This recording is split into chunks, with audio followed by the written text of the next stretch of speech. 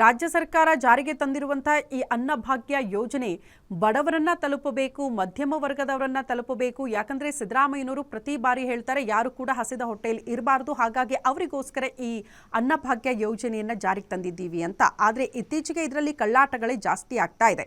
ಅನ್ನಭಾಗ್ಯ ಅಕ್ಕಿ ಕನ್ನ ಜೊತೆಗೆ ಈಗ ಮತ್ತೊಂದು ಸ್ಫೋಟಕ ಮಾಹಿತಿ ಬೆಳಕಿಗೆ ಬಂದಿದೆ. ಬಡವರಿಗೆ ವಿತರಣೆ ಮಾಡುವ ಜೋಳಕ್ಕೂ ಕೂಡ ಕದಿಮರು ಕನ್ನ ಹಾಕಿದ್ದಾರಂತೆ. ಜೋಳಕ್ಕೆ ಕನ್ನ ಹಾಕಿರುವ ವಿಷಯ ತಿಳಿದ ಆಹಾರ ಇಲಾಖೆ ಅಧಿಕಾರಿಗಳೇ ದಂಗಾಗ್ಬಿಟ್ಟಿದ್ದಾರಂತೆ. ಅನ್ನಭಾಗ್ಯ ಅಕ್ಕಿ ವಿದೇಶಕ್ಕೆ ರಫ್ತು ಕೇಸ್ ವಿಚಾರ ತನಿಖೆ ವೇಳೆ ಈ ಎಲ್ಲಾ ವಿಚಾರಗಳು ಬೆಳಕಿಗೆ ಬಂದಿದೆ. ಪಡಿತರ ಅಕ್ಕಿ ಇರುವ ಬಗ್ಗೆ ತಪಾಸಣೆ ವೇಳೆ ಪಡಿತರ ಜೋಳ ಪತ್ತೆಯಾಗಿದೆ. ತಿಮ್ಮಪ್ಪ ಕಾಟನ್ ಮಿಲ್ನ ಗೋದಾಮಿನಲ್ಲಿ ಅಕ್ಕಿ ಜೊತೆ ಜೋಳ ಕೂಡ ಪತ್ತೆಯಾಗ್ಬಿಟ್ಟಿದೆ. ಯಾದಗಿರಿ ಜಿಲ್ಲೆ ಗುರುಮಠಕಲ್ ಹೊರಭಾಗದಲ್ಲಿರುವ ಕಾಟನ್ ಮಿಲ್ ಪಡಿತರ ಅಕ್ಕಿಯನ್ನ ಸಂಗ್ರಹಿಸಿಟ್ಟಿದ್ದು ಅಲ್ಲಿ ಕದಿಮರು ಯಾಮಾರಿಸ್ತಿದ್ರಂತೆ. ಕಾಟನ್ ಮಿಲ್ ಮೇಲೆ ದಾಳಿ ಮಾಡಿದಾಗ ಈ ಎಲ್ಲ ಜೋಳ ಸಂಗ್ರಹಿಸಿಟ್ಟಿದ್ದು ಕೂಡ ಪತ್ತೆಯಾಗಿದೆ. ಸಿಐಡಿ ಅಧಿಕಾರಿಗಳು ತನಿಖೆ ನಡೆಸುವ ವೇಳೆ ಈ ವಿಚಾರ ಕೂಡ ಬೆಳಕಿಗೆ ಬಂದಿದೆ.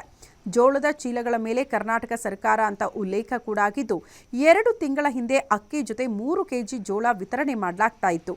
ಇದೇ ಪಡಿತರ ಜೋಳಕ್ಕೂ ಕನ್ನ ಹಾಕಿದ್ದಾರಂತೆ ಕದಿಮರು. ಈಗಾಗಲೇ ಗೋದಾಮಿನ ಮೇಲೆ ಪೊಲೀಸರು ನಿಗಾ ವಹಿಸಿದ್ದು, ಇವತ್ತು ಕೂಡ ಜೋಳದ ಚೀಲ ಎಣಿಕೆ ಕಾರ್ಯ ಮುಂದುವರಿಸಲಿದ್ದಾರಂತೆ.